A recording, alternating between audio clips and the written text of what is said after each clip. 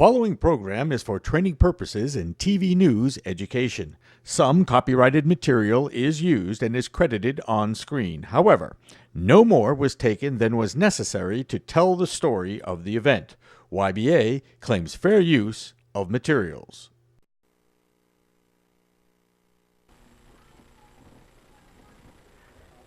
Live from the Boomtown Studios, it's K-Sports Sunday.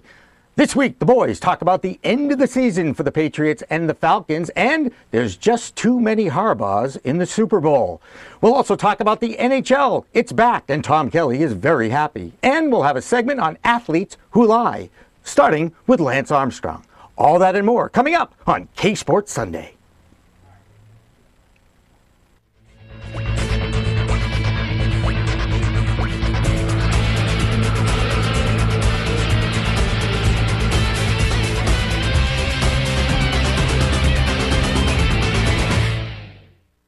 Hello everybody and welcome to K-Sports Sunday. I'm Dylan Volman, your gracious host. And today I am joined by Max Kleiman and Tom Kelly on the back duck set. How are you guys doing today? Good. Doing pretty good, man. Alright, well let's jump right in it. We got a busy show ahead of us today. And we'll start with the Patriots-Ravens game, the AFC Championship. Let's go to the highlights. Great job. Gave a couple of big All right, 3rd and 13 in the first quarter. Joe Flacco drops back and he passes broken up. Great play by Aqib Talib on Anquan Boldin, but as you can see, he limps off the sideline. He would not play for the rest of the game. Second quarter, Patriots up 3-0, drop back. Great pass to Torrey Smith in the red zone. Next play, Joe Flacco runs. Ray Rice breaks one tackle, breaks another, and gets into the end zone. Touchdown, Ravens. Ravens go up 7-3 in the second quarter. As you can see, another defensive back for the New England Patriots, Patrick Chung, goes down on the field.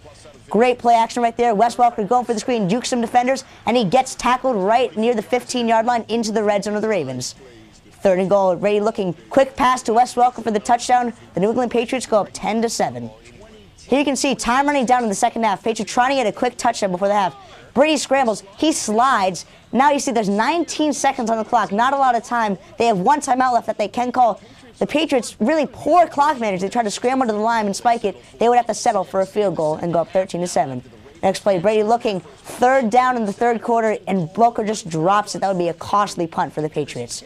Flacco looking in Patriots territory. Gerard Mayo as Dennis Pitta. He nails Dennis Pitta. Great catch by Pitta. Flacco dropping back in the end zone. Touchdown to Anquan Boldin. That would be his first of two. Dennis Pitta. Dennis Pitta, sorry, that's my correction, Dennis Pitta. That is Boldin's touchdown pass. That would put the Ravens up 21-13, putting Patriots in kind of a hurry mode. Then you see a costly fumble by Stephen Ridley as it bounces off his leg. The Ravens would recover.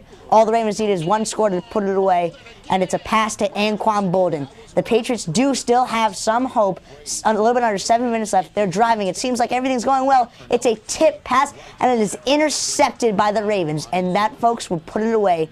The Baltimore Ravens will advance to the Super Bowl over the New England Patriots. Guys, what are your reactions to this thrilling game?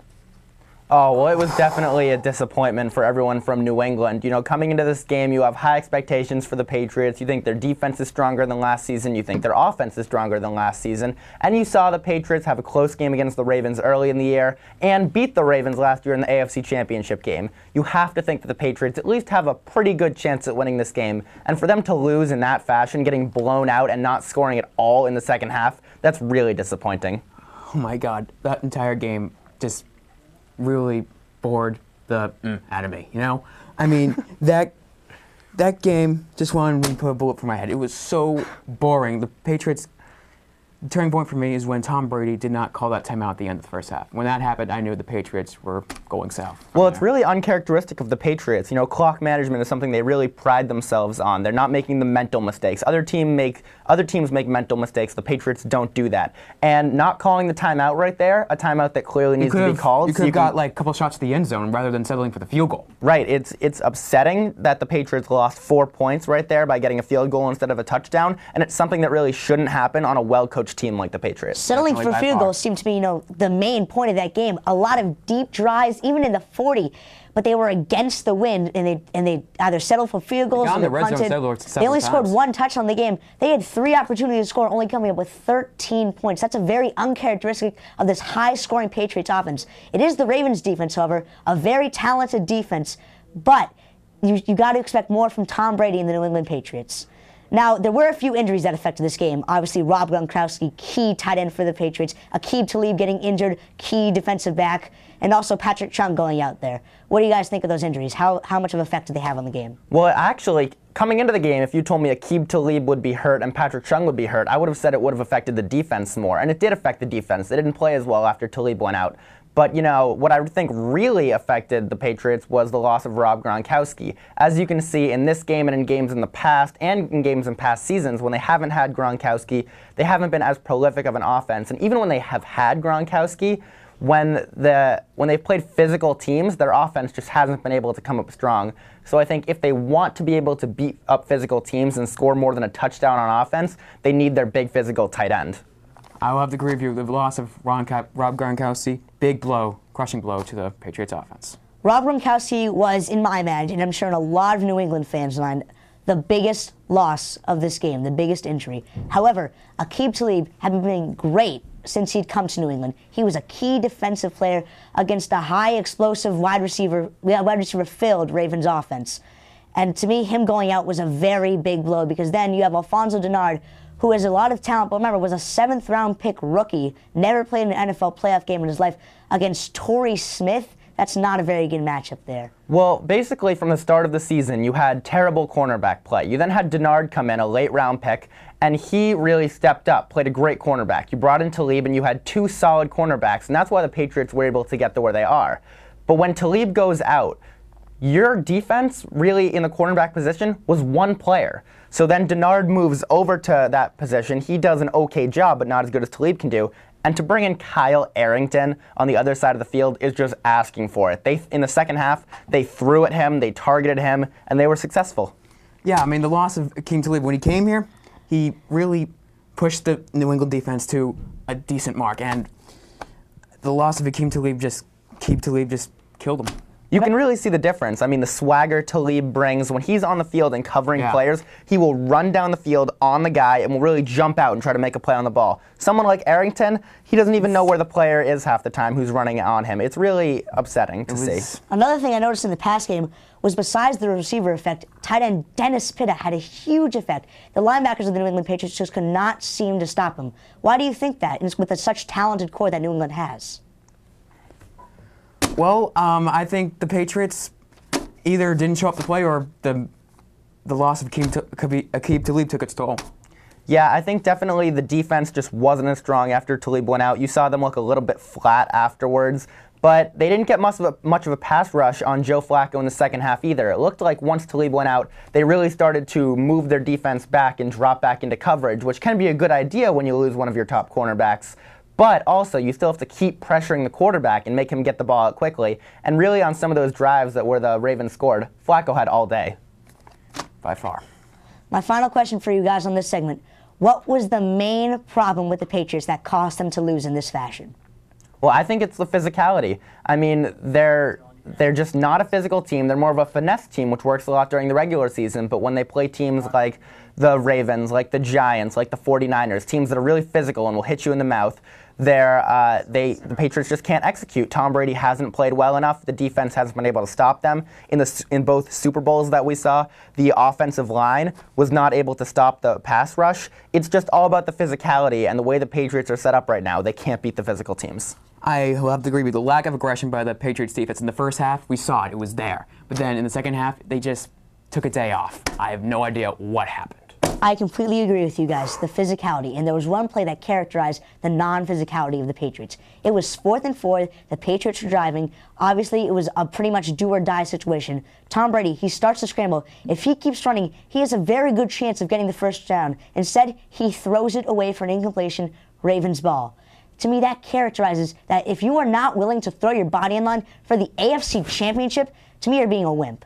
It's all or nothing. It's the playoffs. You got to put everything you have on the line. You got to put everything you have. That's why I was a little bit upset with Talib.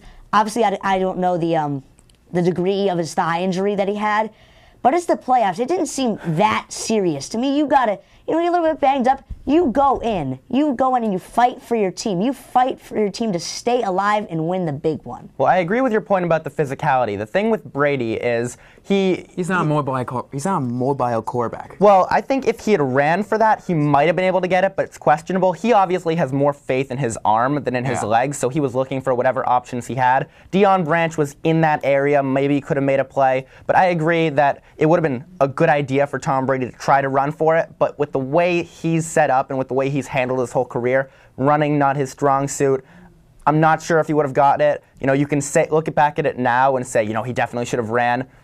That can be debated, but I'm not sure if either way would have been a smarter decision. Totally agree. Being me, of course, I just thought of so many more questions I have to ask. I cannot end the segment right now. You mentioned running. To me, it seemed like there was a lack of running game for the New England Patriots. Why do you think that was? Well, it was interesting. Stephen Ridley, he had played great all year, but in the Houston game, they went to Shane Vereen a lot. In the running game, in the passing game, he was almost irrelevant in this game. You didn't see them go to him much. When they did go to him, he got a few yards, and then they quickly gave up on him. And then once Ridley fumbled the ball in the second half, they just completely avoided the running game. I don't think they ever really established it. They never got a long run going to really show their dominance in the running game. But I agree, they also kind of gave up on it a little bit, and that's something that they need to work on this offseason, how they can improve maybe the offensive line to block better, or just a way to balance out the offense a little more. Oh, yeah. One of the big reasons why they lost, they didn't establish a full-on running game. I mean, to win games, especially the AFC Championship, you need a run. One guy I was surprised to see not have a huge game is a guy who had a great game against the Houston Texans, Shane Vereen. Why do you think he was such a lack of offense? Because I know he was also in the pass game. 2 of his 3 touchdowns against the Texans were receiving touchdowns. Why do you think he was not a big part of the offense? The Ravens' stellar defense. I mean, this was the Ravens' kind of game, the kind of containment defense. You know, they just flat out stopped him.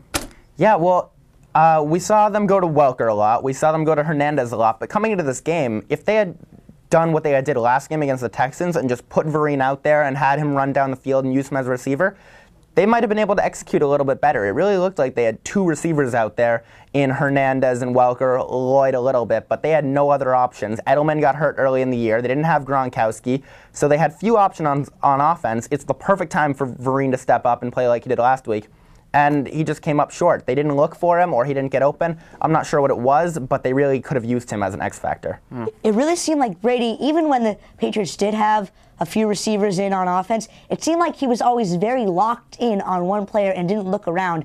I saw a few plays, I was fortunate enough to be at that game, where I'm looking at Danny Woodhead. He's wide open, pass to him, Brady. He looks downfield for a very challenging pass to Lloyd or to Welker. And to me, it's the playoffs. You got to look around. You got options, Brady. You have a very talented, speedy offense who can do a lot of things. You got to look around. What do you guys think? Yeah, I'm not sure what this means for Tom Brady. He had been great all season. He played very well all year. But as we've seen in the Super Bowls and in the last year's AFC Championship game, sometimes when the physicality steps up, he's not as strong. He doesn't have a lot of time in the pocket. Case in point, Super Bowl 42. Exactly, and he's not able to look around and find the receivers he wants. I don't know if this was his fault or his offensive line wasn't giving him enough time back there. It was hard to tell based on the play, but you're right. He really was zeroing in on receivers and wasn't changing his glance as much as we had seen from him in the past. Oh, by far. When the Patriots are playing a very physical team, and like the Giants, Brady does not have enough time to throw the ball, run the ball, whatever. He usually gets sacked. Yeah. Well, exactly. People say the only way to stop Tom Brady is to knock him down and pressure him. If you give him the time back there, he'll tear you apart on defense. He'll look to every one of his receivers and find the open one. But if you don't give him as much time as a team like Baltimore or the Giants are going to do, he won't be as successful. Yeah, you'll have a great chance to win.